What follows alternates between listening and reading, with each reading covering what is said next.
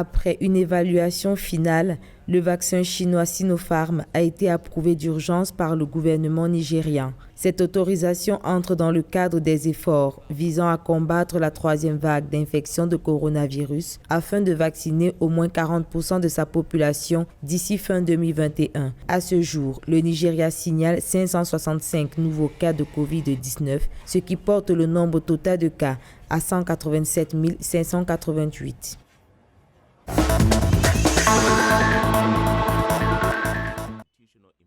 Selon les prédictions de l'Autorité nationale de planification de l'Ouganda, au cours de la semaine du 28 août 2021, l'Ouganda aura une moyenne de 169 cas par jour de Covid-19 et un total hebdomadaire de 1184 cas. Conscient de cette recrudescence, l'autorité nationale a appelé ce 24 août à une augmentation des restrictions aux frontières. Selon l'autorité nationale, cette augmentation est attribuée à l'assouplissement des restrictions de verrouillage.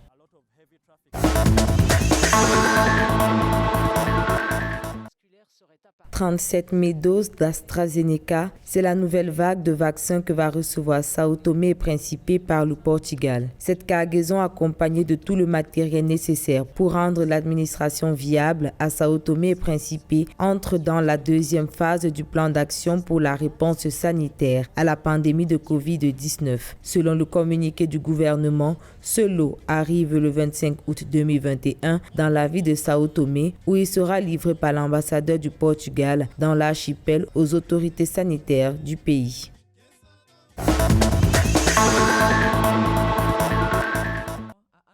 Dans le cadre de son projet visant à lutter contre la pandémie à coronavirus, le G5 Sahel a remis un important lot d'articles médicaux au gouvernement du Mali. Cette remise de matériaux médicaux, de médicaments, de réactifs et d'équipements de laboratoire vise l'amélioration des conditions de vie et des soins de santé, ainsi que la performance du personnel soignant et administratif. Ces équipements vont également contribuer à la modernisation des établissements et des structures d'excellence du ministère de la Santé et du Développement social.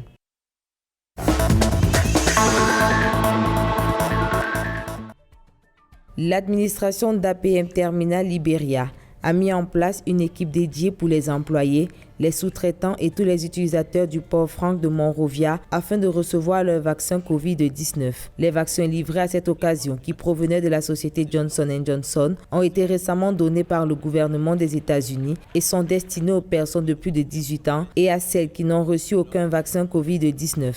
Rappelons que lorsque le nouveau lot de vaccins AstraZeneca arrivera au Libéria, comme indiqué par les autorités sanitaires du pays, les mêmes dispositions seront prises pour que ceux qui ont pris la première dose et attendent la seconde la reçoivent dans les bureaux de l'entreprise.